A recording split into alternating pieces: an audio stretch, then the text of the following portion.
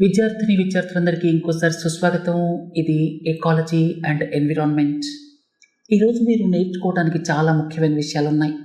Microplastics, microbeads, ground level ozone, parabens తరచుగా ఎందుకు వార్తల్లోకి వస్తూ ఉంటాయి, డియోడరెంట్స్, యాంటీ పర్స్పిరెంట్స్, ఈ రెండింటి మధ్య తేడా ఏమిటి, అగ్రికల్చర్ గ్లోబల్ వార్మింగ్కి ఎలా దోహదం చేస్తోంది, అంతేకాకుండా యాంటీబయాటిక్స్ ఎక్సెసివ్గా యూజ్ చేసిన, ఇర్రెస్పాన్సిబుల్గా యూజ్ చేసిన ఈ డిస్బయోసిస్ అనేటువంటి ప్రాబ్లం వస్తుంది. అసలు డిస్బయోసిస్ అంటే ఏమిటి, అలాగే ట్రాన్స్ ఫ్యాట్స్ గురించి, తర్వాత టోటల్ పోలార్ కాంపౌండ్స్ గురించి, సెల్ కల్టివేటెడ్ చికెన్ గురించి, థర్మల్ పవర్ ప్లాంట్స్కి ఉన్నటువంటి పొల్యూషన్ నార్మ్స్ గురించి, వన్ హెల్త్ కాన్సెప్ట్ గురించి, వన్ హెల్త్ వెనకాల ఉన్నటువంటి 4 ఆర్గనైజేషన్స్ గురించి ఈరోజు మీరు నేర్చుకోబోతున్నారు. చాలా ముఖ్యమైన విషయాలు ఉన్నాయి రోజులాగానే. మొదటిది మైక్రోబీడ్స్, మైక్రోప్లాస్టిక్స్. బ్రాడర్ టర్మ్ ఏమో మైక్రోప్లాస్టిక్స్ అంటే చిన్న చిన్న ప్లాస్టిక్ పార్టికల్స్, 5 మిల్లీమీటర్స్ కంటే తక్కువ సైజు ఉండేటువంటి ప్లాస్టిక్ పార్టికల్స్, వీటిని మైక్రోప్లాస్టిక్స్ అంటారు. ఇవి పెద్ద పెద్ద ప్లాస్టిక్ పార్టికల్స్ విరిగిపోవటం వల్ల, తుంపులైపోవటం వల్ల, ముక్కలైపోవటం వల్ల చిన్న చిన్న పార్టికల్స్ అవ్వచ్చు. అలాగే చిన్న చిన్న ప్లాస్టిక్ పార్టికల్స్ మామూలుగా కూడా కొన్ని యూజెస్ కోసం తయారు చేయొచ్చు, అవి మామూలుగా ఎన్విరాన్మెంట్లోకి రావచ్చు. ఈ మైక్రోప్లాస్టిక్స్ వల్ల ఇబ్బంది ఏంటంటే మెరైన్ లైఫ్ కావచ్చు, రకరకాల యానిమల్స్ కావచ్చు, అవి తినేటువంటి గడ్డి కావచ్చు, లేకపోతే ఇతరితర వాటి ఆహారం కావచ్చు, వాటితో పాటు లోపలికి వెళ్ళిపోతాయన్నమాట. అయితే ఈ మైక్రోప్లాస్టిక్స్ కంటే కూడా ఇందులో ఒక సబ్ కేటగిరీ, మైక్రోప్లాస్టిక్స్లో ఒక సబ్ కేటగిరీ మైక్రోబీడ్స్ అనమాట. మైక్రోబీడ్స్ అంటే స్పెరికల్ షేప్లో ఉండేటువంటి ప్లాస్టిక్ పార్టికల్స్. ఇవి మన శరీరం మీద ఉన్నటువంటి డెడ్ సెల్స్ ఏవైతే ఉన్నాయో వాటిని తీసివేయడం కోసం ఇంతకుముందు అయితే మనం న్యాచురల్ ప్రోడక్ట్స్ వాడేవాళ్ళం.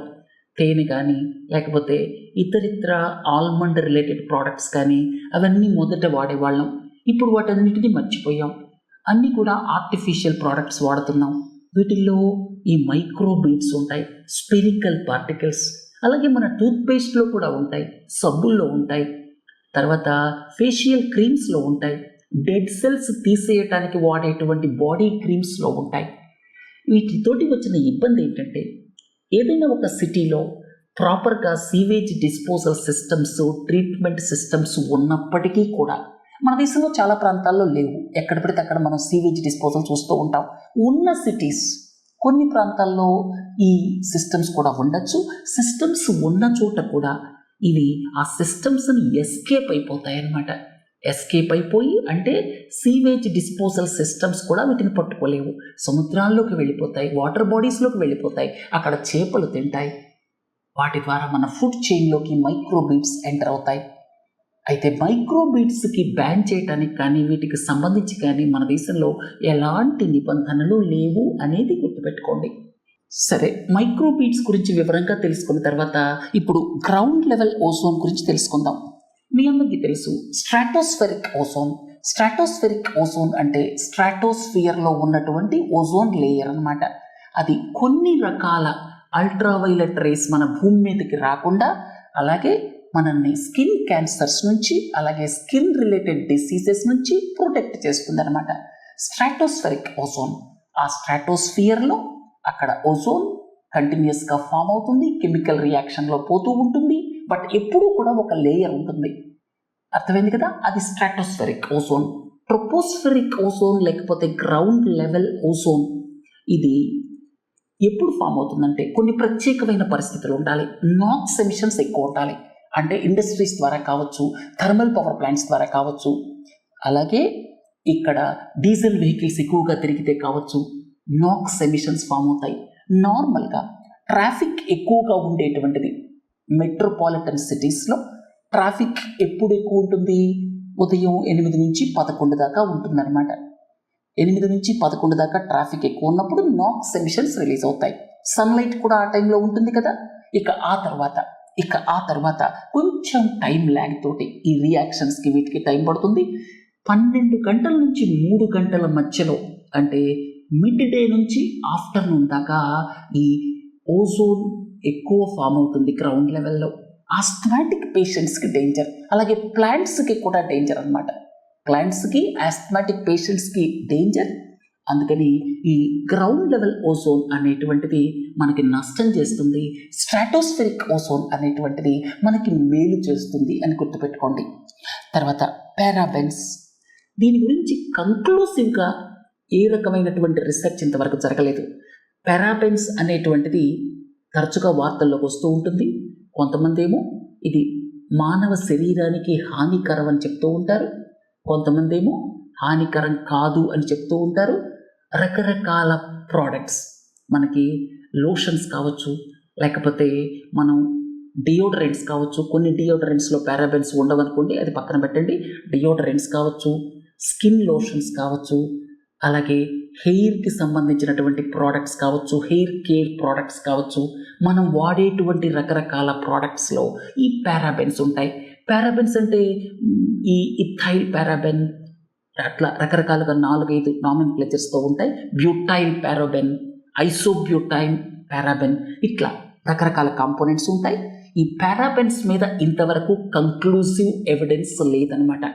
కొన్ని రీసెర్చ్లు ఏం చెప్తున్నాయంటే, మీరు బాగా ఎక్కువగా ఈ ఫేషియల్ క్రీమ్స్ కానీ, తర్వాత హెయిర్ కేర్ ప్రోడక్ట్స్ కానీ, డియోడరెంట్స్, పారాబెన్ ఉన్నటువంటి డియోడరెంట్స్ కానీ వాడారనుకోండి, అప్పుడు మీ బాడీకి హెల్త్ ఎఫెక్ట్స్ ఉంటాయని ఒక రీసెర్చ్ చెప్తే, కంక్లూసివ్గా ఏ రకమైన ప్రాబ్లం లేదు అని ఇంకొక రీసెర్చ్ చెప్తోంది. అయినప్పటికీ కూడా పారాబెన్స్ అంటే ఈ మధ్య కొంతమంది భయపడుతున్నారు. ఎందుకంటే ఈ పారాబెన్స్ అనేటువంటివి దాదాపు అన్ని రకాల బాడీ కేర్ ప్రోడక్ట్స్లో కూడా ఉన్నాయి, కొన్ని ఎక్సెప్షన్స్ ఉంటాయి. అయితే ఎక్కువగా బాడీ కేర్ ప్రోడక్ట్స్ వాడే వాళ్ళకి ఎక్కువగా ఈ పారాబెన్స్ తోటి, అసలు పారాబెన్స్ ఎందుకు వాడతారు చెప్పండి? ఈ మైక్రోబియల్ గ్రోత్ లేకుండా అనమాట. ఏదైనా ఒక బాడీ కేర్ ప్రోడక్ట్ ఉందనుకోండి, హెయిర్కి సంబంధించినటువంటిది కావచ్చు, బాడీకి సంబంధించింది కావచ్చు, ఇవి ఎక్కువ కాలం నిల్వ ఉండాలంటే మైక్రోబియల్ గ్రోత్ ఉండకూడదు. ఆ మైక్రోబియల్ గ్రోత్ లేకుండా ఉండటం కోసం అది ఆ ప్రోడక్ట్లో కావచ్చు, అలాగే వాడే వాళ్ళకి కావచ్చు, మైక్రోబియల్ గ్రోత్ లేకుండా ఉండటం కోసం పారాబెన్స్ వాడతారనమాట. Ethyl paraben, butyl paraben, isobutyl paraben, ఇట్లా రకరకాలు ఉన్నాయి, 5-6 రకాలు ఉన్నాయి అన్నమాట. సో ఈ పారాబెన్స్ మోస్ట్ ఆఫ్ ద ప్రోడక్ట్స్లో ఉంటాయి. అవి మైక్రోబియల్ గ్రోత్ లేకుండా కన్జ్యూమర్స్కి, అలాగే ఆ ప్రోడక్ట్ కూడా ఎక్కువ కాలం నిల్వ ఉండటానికి వాడతారు. దీని మీద ఒక కంక్లూసివ్ అవగాహన అయితే ఇంతవరకు లేదు. కాకపోతే ఈ పారాబెన్స్ అనేటువంటివి తరచుగా వార్తల్లోకి వస్తూ ఉంటాయి. గుర్తుపెట్టుకోండి, పారాబెన్స్లో చాలా రకాలు ఉన్నాయి. ఇవి కెమికల్ కాంపౌండ్స్. ఇవి ఎందుకు వాడతారంటే మైక్రోబియల్ గ్రోత్ అనేటువంటిది అందులో లేకుండా ఉండటం కోసం, ఎక్కువ కాలం నిల్వ ఉండటం కోసం ఈ పారాబెన్స్ వాడతారు. అది గుర్తుపెట్టుకోండి. తర్వాత డియోడరెంట్స్కి, యాంటీపర్స్పిరెంట్స్కి తేడా ఏమిటి? డియోడరెంట్స్ అంటే ఏమిటంటే చెమట వాసన రాకుండా, ఇప్పుడు బయటకు వెళ్ళామనుకోండి చెమట పడుతుంది, చెమట పట్టినప్పుడు నార్మల్గా దుర్వాసన వస్తుంది. చెమట దుర్వాసన రాకుండా వాడేటువంటివి డియోడరెంట్స్. ఇక యాంటీపర్స్పిరెంట్స్ అంటే ఏమిటంటే చెమట రాకుండా బయటికి ప్రివెంట్ చేసేవి. ఆ చెమట ఎక్కడైతే పోర్స్ నుంచి వస్తుందో, చెమట రావటానికి మన శరీరంలో ఏవైతే పోర్స్ ఉంటాయో, చిన్న చిన్న ఖాళీలు ఉంటాయో చర్మం మీద, ఆ పోర్స్ని బ్లాక్ చేస్తుందన్నమాట. అది యాంటీపర్స్పిరెంట్స్. డియోడరెంట్స్కి, యాంటీపర్స్పిరెంట్స్కి ప్రధాన తేడా ఏంటంటే, డియోడరెంట్స్ చెమట వాసన రాకుండా, చెమట మామూలుగానే వస్తుంది, వాసన రాకుండా అవి కాపాడతాయి. కొన్నిటిలో పారాబెన్స్ ఉండొచ్చు, కొన్నిటిలో పారాబెన్ ఫ్రీ డియోడరెంట్స్ కూడా వస్తున్నాయి. అయితే మీకు ఇక్కడ యాంటీపర్స్పిరెంట్స్ గురించి చెప్పాలి.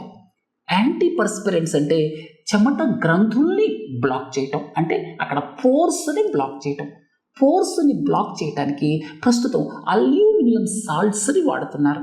ఈ అల్యూమినియం సాల్ట్స్ ఏం చేస్తాయంటే ఆ పోర్స్ని బ్లాక్ చేస్తాయి, దాంతో చెమట బయటికి రాదు. అయితే కొంతమంది ఈ యాంటీపర్స్పిరెంట్స్ వాడటం వల్ల మీకు టాక్సిన్స్, విష పదార్థాలు బయటికి పోవటాన్ని ప్రివెంట్ చేస్తాయి అని చెప్పి ఒక వాదన తీసుకొస్తున్నారు. అయితే అది కరెక్ట్ కాదు. ఎందుకంటే మన బాడీలో ఉన్నటువంటి విష పదార్థాలు, టాక్సిన్స్ ఏవైతే ఉంటాయో అవి 2 విధాలుగా బయటకు వెళ్తాయి. గుర్తుపెట్టుకోండి, మన బాడీలో ఉన్నటువంటి టాక్సిన్స్ 2 రకాలుగా బయటకు వెళ్తాయి. ఒకటేమో కిడ్నీస్, కిడ్నీస్ టాక్సిన్స్ని యూరిన్ రూపంలో బయటికి పంపించేస్తుంది. అలాగే లివర్. సో కిడ్నీస్, లివర్ ఈ రెండే మన టాక్సిన్స్ని బయటికి పంపించేటువంటి సాధనాలు. కాబట్టి యాంటీ పర్స్పిరెంట్స్లో వాడేటువంటి అల్యూమినియం సాల్ట్స్ వల్ల అంత ఇబ్బంది లేదు. అయితే పారాబెన్స్ లాగానే ఈ అల్యూమినియం సాల్ట్స్ మీద కూడా డిఫరెంట్ వాదనలు ఉన్నాయి అనేది గుర్తుపెట్టుకోండి. సో అందుకని పారాబెన్స్ అంటే ఎక్కువ కాలం నిల్వ ఉండటానికి, మైక్రోబియల్ గ్రోత్ని తగ్గించడానికి వాడేటువంటివి పారాబెన్స్. రెండోది ఈ అల్యూమినియం సాల్ట్స్ యాంటీ పర్స్పిరెంట్స్లో వాడతారు. చెమట గ్రంథుల్ని అంటే ఆ పోర్స్ని మూసివేయటానికి వాడతారు. దీని మీద కూడా భిన్నాభిప్రాయాలు ఉన్నాయి అనేది గుర్తుపెట్టుకోండి. డియోడరెంట్స్కి, యాంటీ పర్స్పిరెంట్స్కి తేడా కూడా మీకు ఎక్స్ప్లెయిన్ చేశాను. ఇక ఇంకొక ముఖ్యమైన ప్రశ్న, అగ్రికల్చర్ సెక్టర్ వ్యవసాయం మూలంగా ఎలా గ్రీన్ హౌస్ గ్యాసెస్ వాతావరణంలో పెరుగుతున్నాయి? వ్యవసాయం మూలంగా గ్రీన్ హౌస్ గ్యాసెస్ అంటే గ్లోబల్ వార్మింగ్కి వ్యవసాయం ఎలా కారణమవుతుంది? మీకు మొదటి పాయింట్ చెప్తాను. అదేంటంటే మనం సాగు చేసేటువంటి విధానం. మనం ఎక్కువ పొలాన్ని దున్నుతాం అనమాట. టాప్ లేయర్ని విపరీతంగా దున్నేస్తాం. దాన్ని ఎక్కువ టిల్లింగ్ అంటాం అనమాట. టిల్లింగ్ చేయటం వల్ల, ఎక్సెసివ్ టిల్లింగ్ అంటాం ఇంగ్లీష్లో. ఎక్సెసివ్ టిల్లింగ్ చేయటం వల్ల ఏమవుతుందంటే ఆ టాప్ లేయర్లో ఉన్నటువంటి ఈ ఆర్గానిక్ కార్బన్ ఏదైతే ఉందో అది వెళ్ళిపోతుంది వర్షాలు పడ్డప్పుడు. అందుకే మన ఇండియన్ సాయిల్స్లో ఈ సాయిల్ ఆర్గానిక్ కార్బన్ బాగా తగ్గువైపోతుంది. ఎస్ఓసి అంటాం దాన్ని, soil organic carbon. Soil organic carbon ఎందుకు తగ్గుతుందంటే ఎక్కువ ఎక్సెసివ్ టిల్లింగ్ చేయటం వల్ల దీనికి టాప్ లేయర్ అంతా కూడా ఎఫెక్ట్ అయిపోయి ఆ కార్బన్ కొట్టుకుపోతుంది వర్షాలు వచ్చినప్పుడు. సో దాంతో ఏమవుతుందంటే సాయిల్ ఆర్గానిక్ కార్బన్ తగ్గిపోయిందంటే అర్థం ఏమిటి? రిలీజ్ అయినటువంటి కార్బన్ ఏదైతే ఉందో అది వాతావరణంలో ఈ వేడిని పెంచుతుంది. రిలీజ్ అయిన కార్బన్ ఏంటి? కార్బన్ డైఆక్సైడే కదా. Carbon dioxide green house gas కదా, వాతావరణంలో గ్లోబల్ వార్మింగ్ని పెంచుతుంది. ఒకవేళ మనం మన అగ్రికల్చరల్ ప్రాక్టీసెస్ తోటి అంటే తక్కువ టిల్లింగ్ చేయటం, అలాగే ఈ మన సాయిల్ మీద, టాప్ సాయిల్ మీద పచ్చి రొట్ట అంటాం, పచ్చి రొట్టని కప్పేస్తే అంటే అగ్రికల్చరల్ వేస్ట్ని తీసుకొచ్చి దాని మీద కప్పేసామనుకోండి, అప్పుడు మనం ఎక్కువ కార్బన్ని సిక్వెస్టర్ చేయొచ్చు అనమాట. కాబట్టి మనం అగ్రికల్చరల్ ప్రాసెస్ని కూడా మోడిఫై చేయాల్సిన అవసరం ఉంది. తర్వాత రెండోది ఏంటంటే క్యాటిల్ని మనం ఈ మన ఫామ్ యానిమల్స్ ఏవైతే ఉన్నాయో, ఫామ్ యానిమల్స్ ఏం చేస్తాయంటే అవి గడ్డి తింటాయి. గడ్డి తిన్న తర్వాత లోపల నెమరు వేసుకుంటాయి. తర్వాత వాటి పొట్టల్లో మెథనోజెనిక్ బ్యాక్టీరియా ఉంటుందన్నమాట. మిథేన్ రిలీజ్ చేస్తాయి. అవి తేపినప్పుడల్లా మిథేన్ రిలీజ్ అయిపోతుంది. సో మిథేన్ అనేటువంటిది గ్లోబల్ వార్మింగ్ గ్యాస్ కాబట్టి, గ్రీన్ హౌస్ గ్యాస్ కాబట్టి ఈ క్యాటిల్ రేరింగ్ వల్ల కూడా మనం అగ్రికల్చర్ సెక్టర్లో ఈ గ్రీన్ హౌస్ గ్యాసెస్ని రిలీజ్ చేస్తున్నాం, మిథేన్ రిలీజ్ చేస్తున్నాం క్యాటిల్ రేరింగ్ మూలంగా. అందుకే ఇవాళ సెల్ కల్టివేటెడ్ చికెన్ అని చెప్పి, అలాగే వెజిటబుల్ చికెన్ అని చెప్పి రకరకాల మార్గాల్ని అన్వేషిస్తున్నాం మనం. అంటే యానిమల్ రేరింగ్ ద్వారా ఈ గ్లోబల్ వార్మింగ్ని తగ్గించడం కోసం. అర్థమైంది కదా. తర్వాత ఇంకోటి ఏంటి? Rice cultivation. మన దేశం తీసుకున్నారనుకోండి, దాదాపు 90%, 95% రైస్ కల్టివేషన్ వాటర్ లాగింగ్లోనే జరుగుతుంది. వాటర్ లాగింగ్ అంటే ఏమిటి చెప్పండి? లో ఆక్సిజన్ ఎన్విరాన్మెంట్, అక్కడ మెథనోజెనిక్ బ్యాక్టీరియా ఫ్లరిష్ అవుతుంది, చాలా మిథేన్ రిలీజ్ అవుతుంది. ఇది మూడవది. మీకు చెప్పాను కదా, ఒకటేమో సాయిల్ ఆర్గానిక్ కార్బన్ తగ్గిపోవటం వల్ల అగ్రికల్చరల్ సాయిల్స్ అన్నీ కూడా కార్బన్ సింక్ బదులుగా కార్బన్ సోర్స్ అయిపోతున్నాయి. ఒకవేళ సాయిల్ ఆర్గానిక్ కార్బన్ పెరిగిందనుకోండి టాప్ సాయిల్స్లో, అప్పుడు కార్బన్ సింక్ అవుతాయి, గ్లోబల్ వార్మింగ్ తగ్గిపోతుంది. కానీ ఇవి కార్బన్ సోర్స్ అయిపోతున్నాయి, ఎందుకంటే మన అగ్రికల్చరల్ ప్రాక్టీసెస్ మూలంగా మనం ఎక్కువ దున్నుతాం. తర్వాత రెండో ముఖ్యమైన పాయింట్ రైస్ కల్టివేషన్, మూడోది క్యాటిల్ రేరింగ్. ఇక నాలుగోది ఏంటంటే ఫెర్టిలైజర్స్, సింథటిక్ ఫెర్టిలైజర్స్ యూసేజ్ మూలంగా మీరు నైట్రస్ ఆక్సైడ్ చాలా రిలీజ్ అయిపోతుంది వాతావరణంలోకి. గత 2-3 దశాబ్దాల కాలంలో ప్రతి దశాబ్దంలో కూడా 50 to 60% నైట్రస్ ఆక్సైడ్ ఎమిషన్స్ పెరిగిపోతూ ఉన్నాయన్నమాట. అర్థమైంది కదా. నైట్రస్ ఆక్సైడ్ అది ఇంకొక గ్రీన్ హౌస్ గ్యాస్. చాలా హై గ్లోబల్ వార్మింగ్ పొటెన్షియల్ ఉన్నటువంటి గ్యాస్ అనమాట అది. సో మీరు carbon dioxide, methane, nitrous oxide ఈ మూడింటిని తీసుకుంటే గత 20-30 సంవత్సరాల కాలంలో ఎక్కువ పెరిగింది ఏంటి? Nitrous oxide. వాతావరణంలో ఎక్కువ ఇంపాక్ట్ కార్బన్ డైఆక్సైడ్ మూలంగా ఉంటుంది. Second methane, third nitrous oxide. కానీ గ్రోత్ చూస్తే గత 20-30 సంవత్సరాల కాలంలో ఎక్కువ నైట్రస్ ఆక్సైడ్ పెరిగిందనమాట. అర్థమైంది కదా? అది because of agricultural synthetic fertilisers వాడటం వల్ల. రకరకాల ఫెర్టిలైజర్స్ వాడతాం. యూరియా వాడామనుకోండి 46% నైట్రోజన్ ఉంటుంది అందులో. మన నైట్రోజన్ యూజ్ ఎఫిషియన్సీ కూడా చాలా తక్కువ కదా, దాదాపు 30% నైట్రోజన్ యూజ్ ఎఫిషియన్సీ.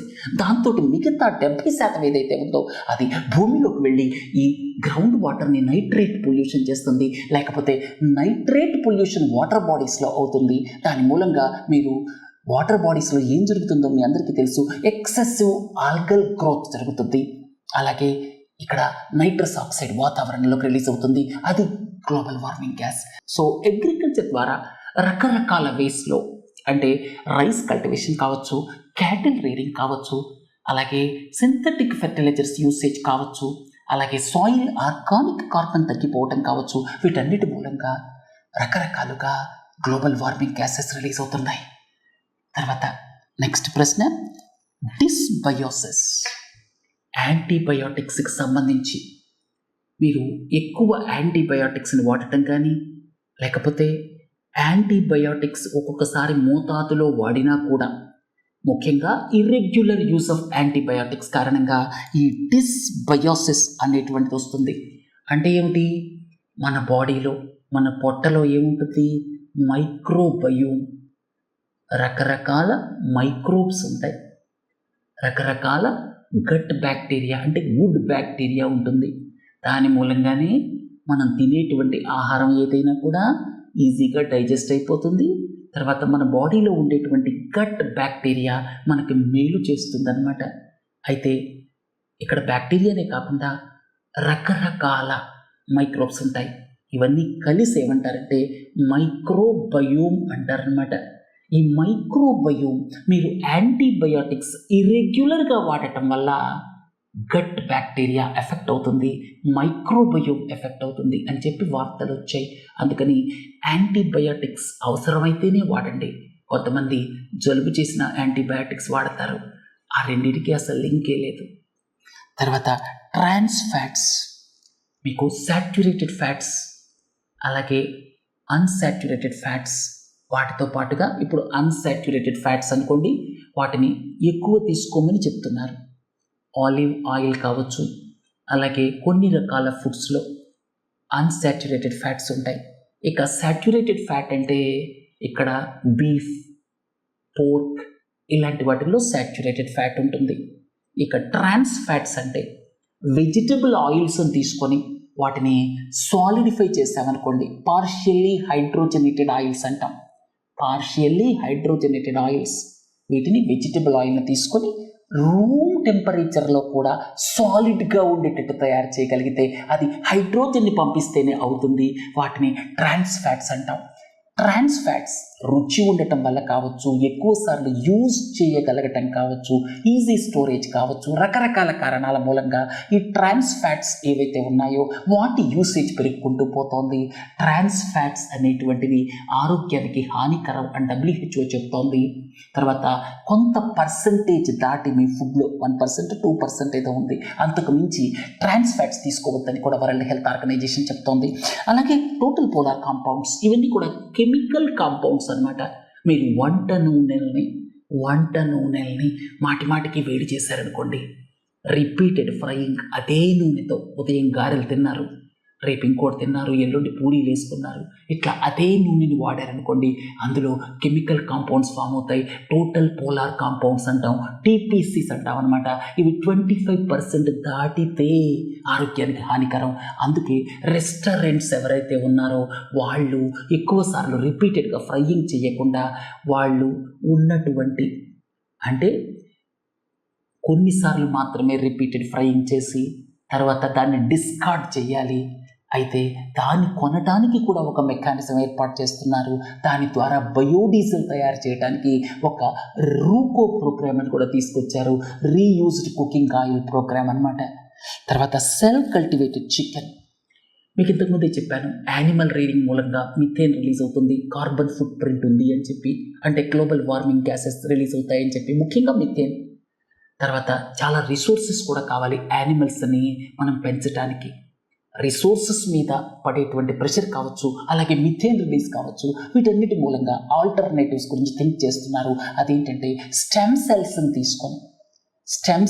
తీసుకొని అంటే యానిమల్స్లో ఉండేటువంటి ఈ స్టెమ్ సెల్స్ని తీసుకొని దాన్ని లెబొరేటరీలో మనకి వేరియస్ కాంపోనెంట్స్, అంటే మీకు ఒక ఈ మీట్ తయారు చేయటం అన్నమాట, అంటే మాంసాన్ని తయారు చేయటం. ఎలా తయారు చేస్తారు? యానిమల్స్ని కోసి తయారు చేయటం కాదు.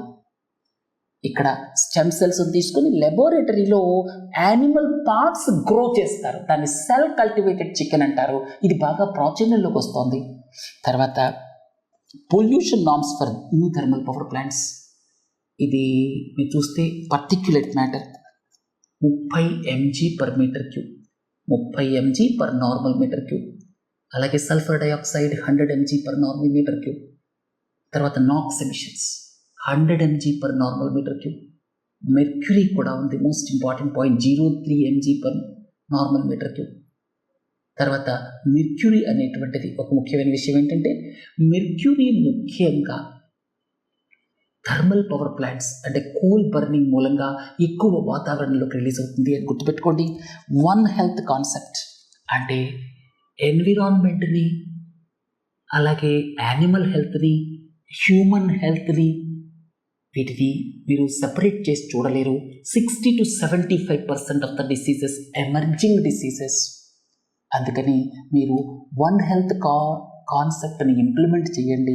వన్ హెల్త్ కాన్సెప్ట్ అంటే ఏమిటంటే, ఒక పక్క హ్యూమన్ హెల్త్, యానిమల్ హెల్త్, అలాగే మూడోది ఏమిటంటే ఎన్విరాన్మెంటల్ హెల్త్. ఈ మూడింటిని కలిపి చూడండి. ఎందుకంటే మనుషులకు వచ్చేటువంటి డిసీజెస్లో 60 to 75% డిసీజెస్ జునాటిక్ డిసీజెస్.